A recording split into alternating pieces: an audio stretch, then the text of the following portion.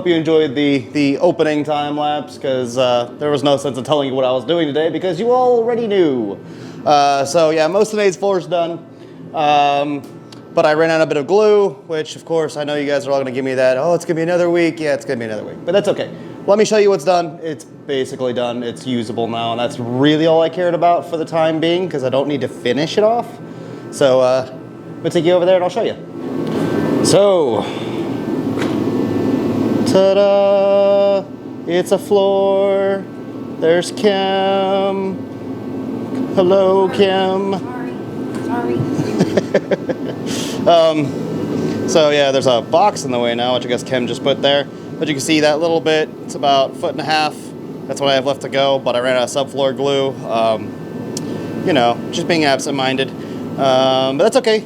Now what we're going to do, since the floor is pretty much done, or done enough, I'm going to start using this stuff right here. This Cooper's Strip Club, which is obviously a stripper. So we're gonna try this stuff on this area right here, all this beadboard and this newel post, and yeah, we'll see what kind of results we get. Is the paint here lead? I don't 100% know, but I'm going to treat everything in this house like it is lead. It's almost certainly lead. 90% chance that it's lead. Or if the top coat's not lead, the second coat probably is lead. Now, when we're getting the lead off, this Cooper stuff will kind of soak it all up because it's a wet on wet system. So it'll just drop to the floor. There shouldn't be any dust, so there shouldn't be any problems with that. But you should always be very careful with working with lead. And especially in these old houses, they're full of the stuff. So there's kind of no way around it. That's the kind of paint they used to use. Don't eat any of it. Don't breathe any of it. Life will be okay. So yeah, forewarning there. We're gonna do a little bit of stripping, and hopefully that'll be a fun time lapse as well. So away we go. Oh, before we go, strippers are pretty nasty chemicals. You should always vent your area. We have windows open in here, and you should always wear a respirator while doing this stuff because nasty chemicals are bad for you. So wear your respirators. Thank you much, and time lapse now.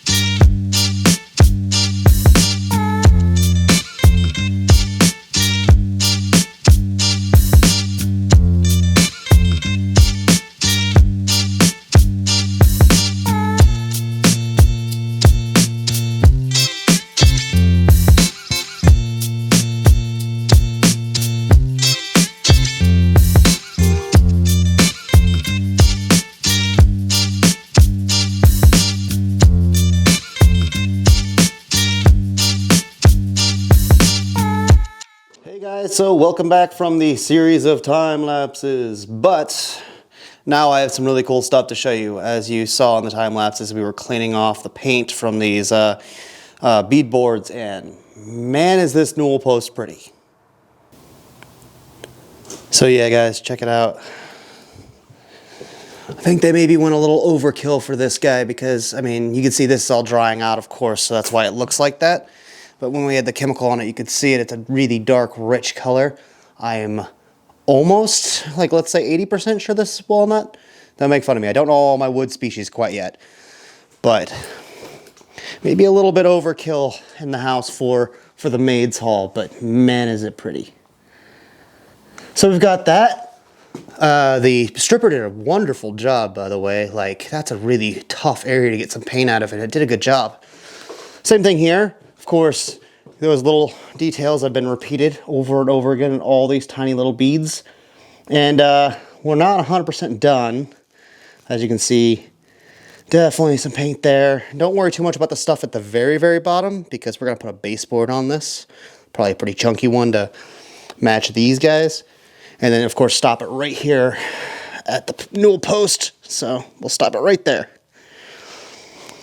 But yeah, you know, a little bit different. You guys have been watching a floor go in for 2 weeks straight. It's only been 3 days of work for me, but, you know, for you guys, it seems like it takes longer than it does because I don't have very many days up here during the week.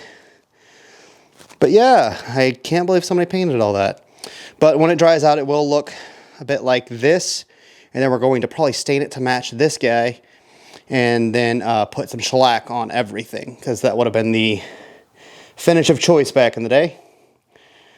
So yeah, I think we did pretty well with the time frame we had. I mean, this is probably, oh, I don't know, 2.5 hours of work.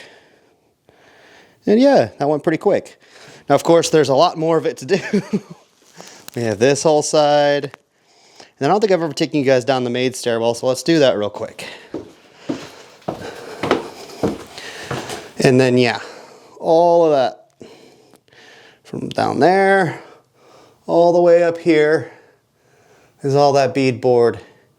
And yeah, I might be crazy for attempting it, but we're gonna get the paint off all this. Along with this window, which this is the only window on this side of the house at all. It's this one. But we gotta get all that off. All these staples out of here, which is a crime against humanity. And yeah, so that's generally what's going on here. Back up to this area.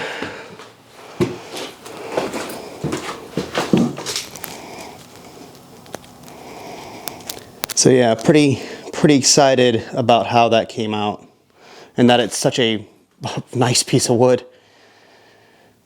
So yeah, this should turn out really, really nicely, and we're really excited about it.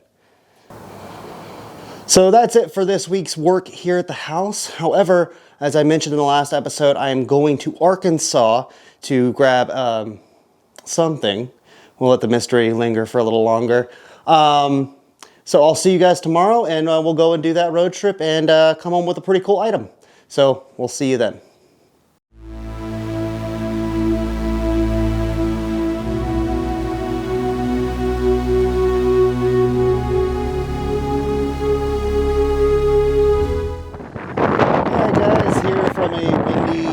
Missouri border with Arkansas, and let me show you the first of 2 items that I'm hoping to get today, but we at least got the first one, so let's show you. Ugh. Getting in the back here. It's windy out, that's why that's a problem, but let me show you. This is what we've got. It is a 1920s era gas quick meal stove for the kitchen. Now it does need a little bit of work here and there, but as you can see, it's got the bread warmer on top, the oven and the broiler, and 4 places to cook your sauce or whatever. But you know, porcelain handles, really nice. So yeah, a little bit of cleanup, a little bit of re-enambling from somewhere. But yeah, so this is part 1 of my little excursion today to get these pieces. But this is a pretty cool one. The reason I'm using this is A, because this was built in St. Louis, so it's, you know, it works with the house.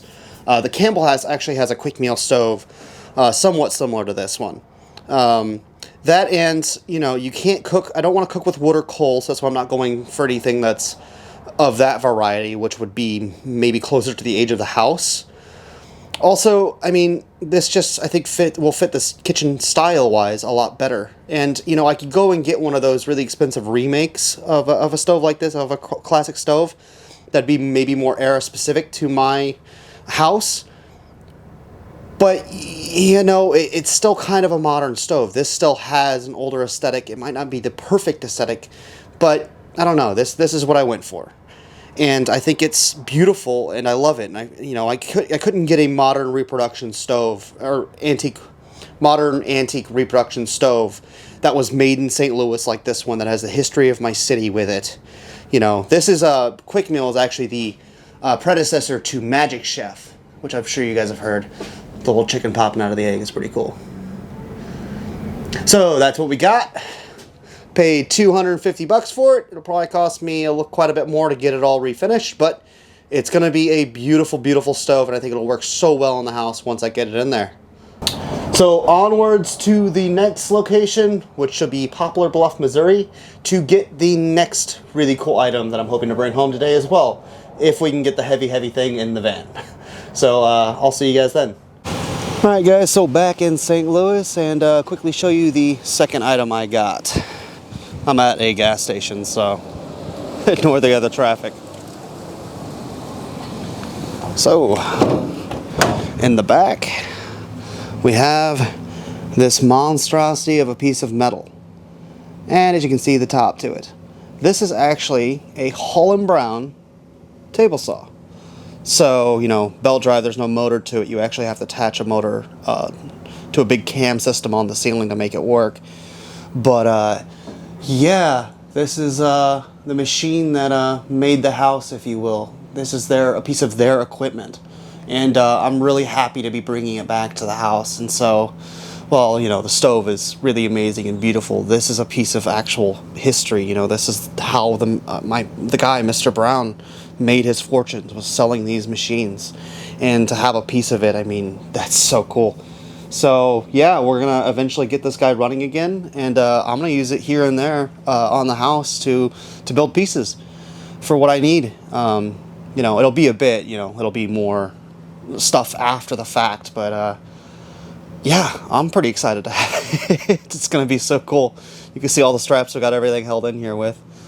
But yeah, so that's today's haul, and I'm so happy to be bringing these two items back. I think this makes the house like amazing when you can find really amazing pieces like this, especially something like this that tells a story. Even this does. I mean, you know, being from a St. Louis manufactured company, you know, I think it's special. It's good stuff to have. So guys, that's the end of the video here from Quick Trip here in St. Louis, the gas station. I hope you guys enjoyed it, and we'll see you guys again next week.